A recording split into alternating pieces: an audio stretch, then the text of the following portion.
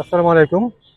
ভিক্ষাবৃত্তিকে নিরুৎসাহিত করে আত্মনির্ভরশীল হয়ে বেঁচে থাকার অনুপ্রেরণা জগতে আমরা আজকে এসেছি এই দুই ভিক্ষুক যারা পথে পথে মানুষের দুয়ারে হাত পেতে ভিক্ষাবৃত্তি করে জীবিকা নির্বাহ করতেন। আজ থেকে তারা ভিক্ষাবৃত্তিকে ছেড়ে উপার্জনের মাধ্যমে আত্মনির্ভরশীল হয়ে বেঁচে থাকবেন। তাদের জন্য আমরা আজকে এই ডিমের ব্যবসা করে দিতে পারলাম। তারা ডিম সিদ্ধ করবেন এবং বিক্রি করবেন। এর থেকে তাদের যে উপার্জন হবে তা দিয়ে তারা জীবিকা নির্বাহ করবেন। আমার পাশে আছেন লতা বেগম। তিনি তার শিশু সন্তানদের নিয়ে ভিক্ষাবৃত্তি করতেন। আজকে তার জন্য আমরা এখানে ডিম, ফ্রিজ, চামচ, চাকু, গ্লাস এবং একটি বক্স, একটি স্টোভ এবং ডিম সিদ্ধ করার একটি পাতিল এবং এই রাফেজা বেগমের জন্য অনুরূপভাবে ডিম, বক্স, গ্লাস, ফ্রিজ, চামচ, স্টোভ এবং পাতিল এবং টুল আছে। আমাদের সকলের এই প্রচেষ্টা মানুষের কল্যাণে সমাজকে সমৃদ্ধশালী করতে আমাদের এই প্রচেষ্টা অব্যাহত থাকবে ইনশাল্লাহ। এই দুই জনকে উপার্জনের ব্যবস্থা করে দিতে যাদের বিশেষ অবদান, তিনি হচ্ছেন গোপালগঞ্জ জেলার সম্ভ্রান্ত পরিবারের কৃতি সন্তান, ব্যাংক এশিয়া বাংলাদেশ লিমিটেডের সিনিয়র ভাইস প্রেসিডেন্ট শ্রদ্ধেয় জনাব আবু বকর লস্কর স্যার এবং তার সহধর্মিনী ফরিদপুরের কৃতি সন্তান জনাব আরিফা খানম আরিফা আপু।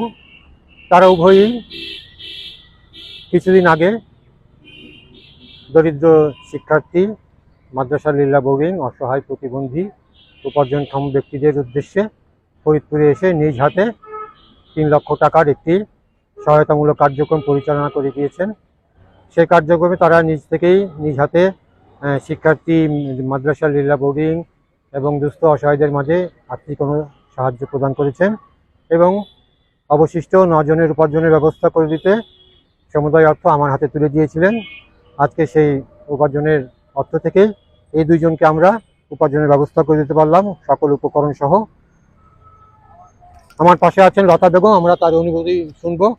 আজকে থেকে যে আপনার এই উপার্জনের মাধ্যমে জীবন শুরু হবে, আপনার কেমন লাগছে? আমার ভালো লাগতেছে এবং আমি খুশি হয়েছি। আমার পোলাপান নিয়ে সৎভাবে কামাই করে খাইতে পারবো।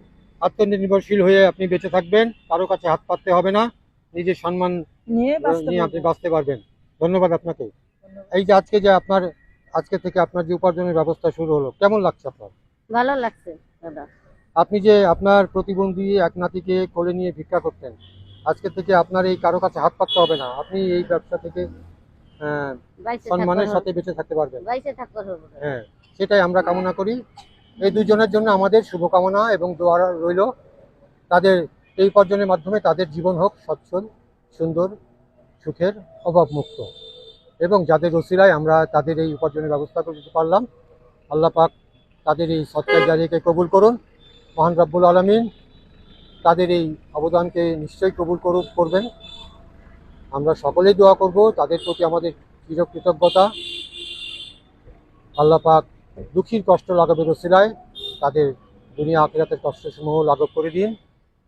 তাদের প্রতি অসীম রহমত, বরকত, অশেষ নিয়ামত দান করুন। তাদের সুস্থ, সুন্দর, হেফাজত, নিরাপদ রাখুন। মানুষের সেবায় সমাজকে সমৃদ্ধশালী করতে তাদের এই নিঃস্বার্থ অবদান চিরস্মরণীয় হয়ে থাকবে। আমরা তাদের প্রতি চিরকৃতজ্ঞ। সকলের প্রতি আন্তরিক শুভেচ্ছা এবং অভিনন্দন। যারা সবসময় আমাকে উৎসাহ, অনুপ্রেরণা, সাহায্য সহযোগিতা করে আসছেন মানবতার কল্যাণে, সকলের প্রতি আমার আন্তরিক কৃতজ্ঞতা এবং এই বিশেষ উদ্যোগ, মানবতার কল্যাণে এই উদ্যোগের প্রতি আমরা কৃতজ্ঞ।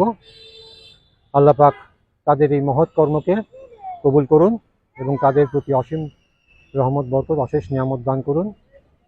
ধন্যবাদ সবাইকে। আসসালামু আলাইকুম।